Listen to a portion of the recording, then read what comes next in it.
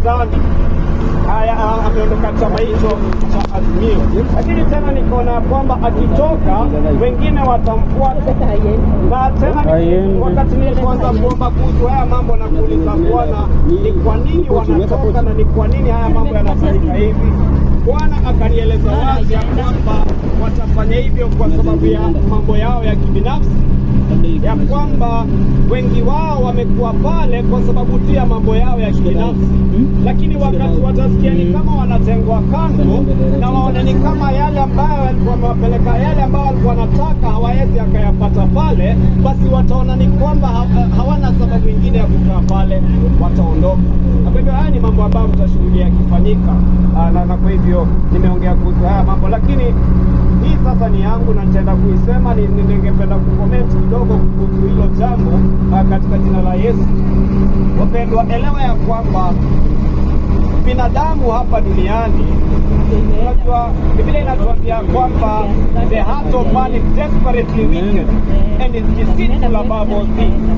Yani moyo wa binadamu ni mwovu naturally, na una udanganyifu mwingi ndani yake zaidi ya mambo yote.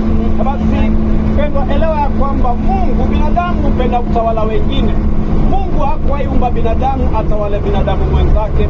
Ukisoma Genesis chapter 1 mstari wa 26, Mungu alisema tufanye mtu kwa mfano yetu, kwa sura yetu, wakatawale juu ya samaki wa baharini, juu ya ndege wa angani, juu ya mifugo yote, juu ya dunia yote, na juu ya viumbe wote watambao juu ya nchi.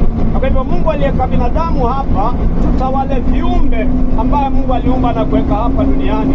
Na utagundua katika Israeli, Mungu alitumia nchi ya Israeli kama model, kwa sababu Mungu mwenyewe ndiye alikuwa mfalme wa Israeli. Lakini haya mataifa ambayo yalikuwa yamezunguka Israeli yalikuwa yanaongozwa na mfalme binadamu ambaye alikuwa anatawala wale wengine. Basi Wanaisraeli wakalilia Mungu siku moja, wakasema ya kwamba sisi tunataka kiongozi, tunataka mfalme pia kama wao mataifa mengine. Mungu akasikia ombi lao, maana walikuwa na insist. Unajua Mungu alikuwa anaweza kutakia mazuri, nawe pia una insist kwenda njia yako. Basi Mungu akawapatia yale ambayo walikuwa wanataka, akawachagulia Sauli, lakini akawaambia kwamba mtakuja kuregret ni kwa nini mmefanya huo uamuzi. Na walikuja na wakaregret. Na kwa hivyo Mungu mapenzi yake, wakati moja Yesu alisema jambo. Ukikumbuka kuna mwanamke mmoja ambaye alikuwa anataka vijana wake wawili ambao walikuwa ni wanafunzi wa Yesu watawale. Alikuwa anasema wakati Yesu atakayekwenda katika ufalme wake, ya kwamba huyu mwanafunzi mmoja awe upande wa kulia na mwingine aketi kwenye upande wa kushoto katika ufalme wa Mungu, lakini katika kiti cha enzi cha Bwana. Lakini Yesu akawaambia, hayo si maneno yangu kuamua, Mungu pekee ndiye ako na uwezo wa kuamua hayo. Lakini kwa sababu walikuwa wameona nia ya mioyo yao, wanataka kujiinua, wako na mambo yao ya kibinafsi, wanaangalia ile mambo ya position na kuwa pale juu sana, Yesu akawaambia jambo. Akawaambia kwamba kwa wanadamu hapa duniani, wanadamu hupenda utawala wengine, they lord it over others. Hiyo ndio njia ya wanadamu hapa duniani. Lakini Yesu akawaambia, lakini isiwe hivyo nanyi.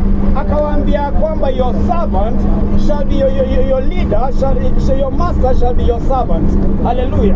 Ya kwamba katika huu ufalme sisi huangalia yule mtu mkubwa ni yule ambaye anasabu wengine, ananyenyekea. Haleluya, hatafuti mambo yake. Na kwa hivyo hiyo ndio jambo ambalo nilitaka kuongea kuhusu haya mambo. Wapendwa, katika hii dunia tusikuwe na ile ambition inaitwa selfish ambition, kujitakia tu mambo yetu sisi wenyewe, bali wacha tuzingatie na kuangalia kutumikia wengine katika jina la Yesu. Jambo la pili ambalo nitaenda kutangaza ni kuhusu kufuata njia ambazo ziko katika mapenzi ya Mungu katika jina la Yesu. Na kwa hivyo Mungu analeta huu vivyo. Mimi ningependa kuwasihi wapendwa, tunyenyekee mioyo yetu mbele zake Bwana, tutubu na kuacha njia zetu zote za uovu, tufuate njia yake, maana ufalme wake umekaribia. Na kabla hajakuja mfalme, analeta uvivio katika taifa letu, na atatumia huu vivio ambao utakuwa umeanza katika taifa hili hata kufikia mataifa mengine katika jina la Yesu. Na kwa hivyo neno lingine ambalo nitaenda kutangaza la tatu ni kuhusu kiongozi ambaye ni gavana wa Nairobi, Mheshimiwa Johnson Sakaja. Haleluya. Nitaisoma tu kama vile ambavyo nimeiandika. Let us pray for him to be at the right place at the right time, doing the right thing at the right time. Let us pray that God shall enable him to make wise decisions in his leadership, especially when it comes to prioritizing things, because I saw that he might make some mistakes in his leadership as governor, making people uneasy or to begin to complain. Let us pray for him, because God has greater plans for him when it comes to the leadership of this nation. Last year, I saw him at a top seat in this country, so he needs to perform well this time now. Wapendwa, wacha niweze nikaimbia kwa Kiswahili sasa. Tumuombee Mheshimiwa Johnson Sakaja ambaye ndio gavana wa Nairobi, ili awe mahali panapofaa wakati unaofaa, akifanya kinachofaa wakati unaofaa. Tumuombee ili kwamba Mungu atamwezesha kufanya maamuzi yaliyo ya hekima katika uongozi wake, haswa ikikuja ni kuamua ni jambo gani muhimu kwanza, prioritizing things. Haleluya. Kwa sababu niliona ya kwamba huenda atafanya maamuzi ambaye atafanya makosa katika uongozi wake kama gavana, na kufanya watu wengine waanze kusumbuka mioni mwao na wengine waanze kulalamika. Tumuombee kwa sababu Mungu akona mpango mkubwa kwake katika uongozi wa taifa hili letu la Kenya. Mwaka uliopita, last year, niliona jambo na nikaona mali ambapo Mungu anampeleka sio hapa amefika tu. Mungu atenda kumuinua hata zaidi. Haleluya. Kuna wakati moja niliongea kuhusu kiongozi ambaye ni Kipchumba Murkomen, na hii ilikuwa ni mwaka wa 2016 huko 2015. Nikaongea nikasema kwamba Bwana amenionyesha akianguka, na ule wakati mtakumbuka alikuwa kiongozi wa Senate, alikuwa Senate majority leader, lakini alikuja na akaanguka, na baada yake kuanguka nikarudi tena, Bwana akanionyesha tena kwamba Mungu alisababisha hilo jambo kwa sababu alikuwa anafanya kazi ya unyenyekevu ndani yake. Kuna kumnyenyekeza, alikuwa anamnyenyekeza. Lakini tena ninakumbuka nikiwa kwa gari la hapa 17B za Mweki, nikiambia watu ya kwamba Mungu atakuja kumuinua wakati Mungu atakapokamilisha haya ambayo anafanya ndani yake, atakuja kumuinua na kumpatia kiti kilicho juu kuliko ile ambayo alikuwa nayo. Sasa hivi mnaona sasa ni cabinet secretary our transport, na kwa hivyo Mungu alifanya hilo, na nilifurahi sana wakati nilipoona wakati Mungu alipompatia hiyo kiti, akianza alikuwa anaongea kuhusu Mungu, na kwa hivyo kuna kazi ambayo Mungu alifanya ndani yake. In the same light, hivi ndivyo Mungu naye amepangia kiongozi ambaye anaitwa Johnson Sakaja. Sasa hivi ni gavana wa Nairobi, na hicho ni kiti kikubwa, lakini kuna kiti kingine kikubwa zaidi ya hapo ambao Mungu anampeleka, na kwa hivyo tumuombee, maana Mungu amempagia haya mambo. Tumuombee kwa sababu asifanye maamuzi, akuwe na hekima katika maamuzi ambayo atafanya, maana kuna maamuzi ambayo anaweza fanya ambayo atakuwa ni makosa na atafanya watu wamuone kwa njia isiyofaa, na pia hayo maamuzi hayatakuwa hayafai kwa huo wakati, katika jina la Yesu tumuombee. Jambo lingine ambalo nitataja, wakati nilipokuwa ninakuja nimeongea kuhusu, nilitaja ni nani, maana hii ni gari ya pili ambayo ninahubiri siku ya leo. Nilikuwa nimehubiri kutoka town nikikuja hivi, na huu ujumbe ambao unafuatia nilitaja ni nani pale, lakini nikahisi moyoni mwangu ya kwamba haikuwa vizuri kutaja hilo jambo wazi kwa njia hiyo, kwa sababu ni jambo sensitive sana, na kwa hiyo sababu nikaamua ya kwamba sitataja ni nani sasa, lakini nitaisoma. There shall be 2 deaths that shall take place before, that shall take place in the family, in a top leadership family in this country, as judgment from God. Hallelujah. Yani kutenda kuwa na vifo viwili. Mungu alimpatia huu ufunuo karibu miezi miwili iliyopita, ama mwezi moja na kitu iliyopita, ya kwamba kutenda kuwa na vifo viwili katika jamii ya mtu mmoja ambaye ni kiongozi katika taifa hili letu la Kenya. Na vifo viwili, alafu kifo kimoja huenda kikawa ni cha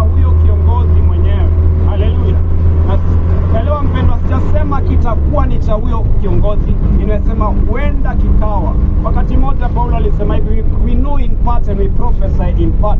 Na kwa hivyo kuna yale ambayo wakati tunayapokea na kuja kwa hiyo njia, na mimi ninaisema tu kama vile ambavyo niliipokea.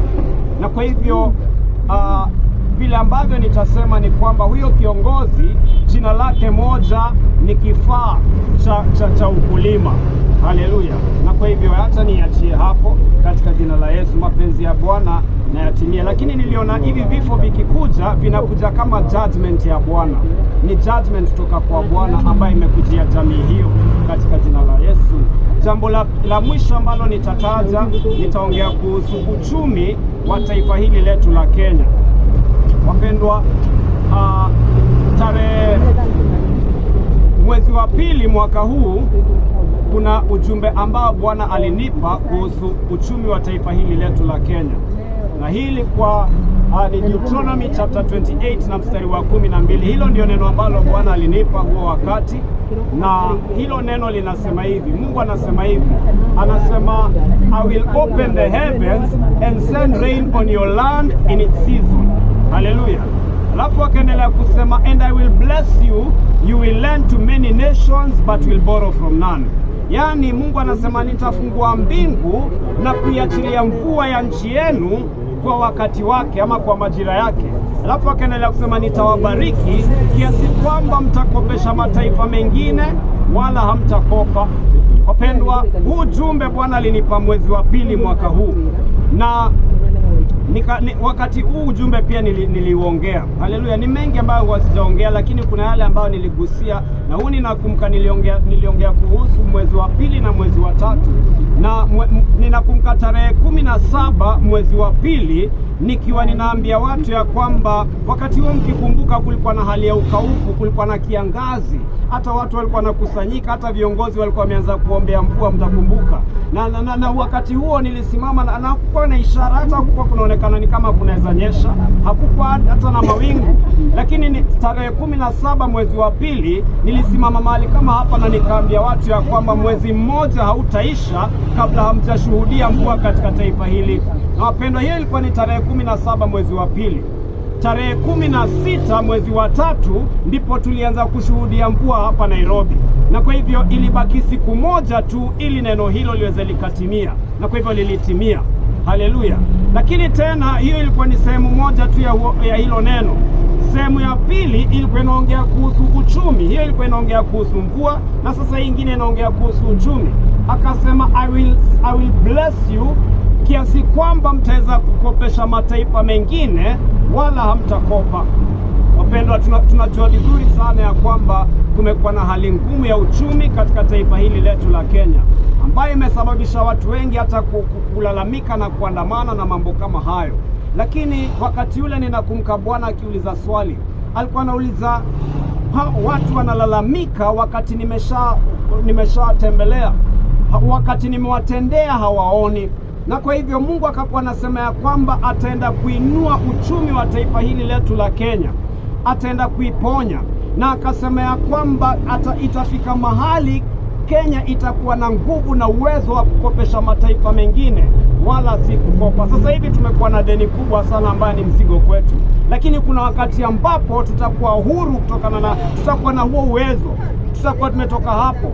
Na kuna jambo ambalo Bwana alikuwa amesema wakati mmoja, akasema ya kwamba kutakuja kuwa na mtetemeko katika taifa hili letu la Kenya, trema, na kwamba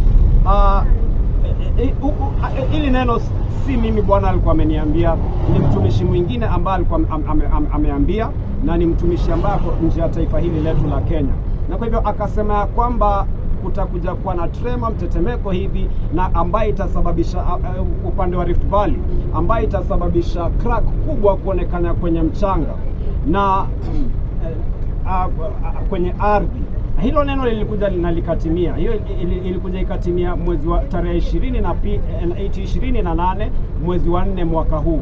That word came to pass. Lakini kabla hata ijatimia, Bwana alikuwa amenipa hii tafsiri kuhusu haya mambo, kwamba Mungu ndiye atasababisha huo mtikisiko. Na akakuwa ananieleza ni kwa nini. Ni kwa sababu ya ile tension ambayo imetoka mioni ya Wakenya ikafika hadi kwenye moyo wa nchi yetu. Na kwa hivyo elewa mpendo ya kwamba nia zetu mioyoni mwetu, matendo yetu, maneno yetu, huwa ina affect hata anga yetu. Haleluya. Na kwa ndio utaona mahali ambapo kuna uovu mwingi, ukiangalia kama mahali ambapo watu wanafanya uchawi mwingi na mambo kama hayo, hata ile nchi ya pale huwa inasafa. Na kwa hivyo we are connected to our nation in that way spiritually. Na kwa hivyo kuna tension nyingi na ambayo ilikuwa imetoka mioyoni ya Wakenya imefika hadi kwenye moyo wa nchi yetu. Haleluya. Na ilikuwa ni muhimu, ilikuwa imeingia huko kwenye ardhi, ilikuwa ni muhimu kuweze kuwa na mtikiso, na ili kwamba ile tension iweze ikatiliwa, kama vile Mungu alisema katika kitabu cha Waebrania, alisema and once more I will shake the heavens and the earth. Na kwa hivyo Mungu pia utikisa, alisababisha huo mtikiso ili kwamba ile tension itaweza kutoka. Na kwa hivyo nilikuwa ninaeleza kabla hilo jambo, nikasema hiyo crack ambayo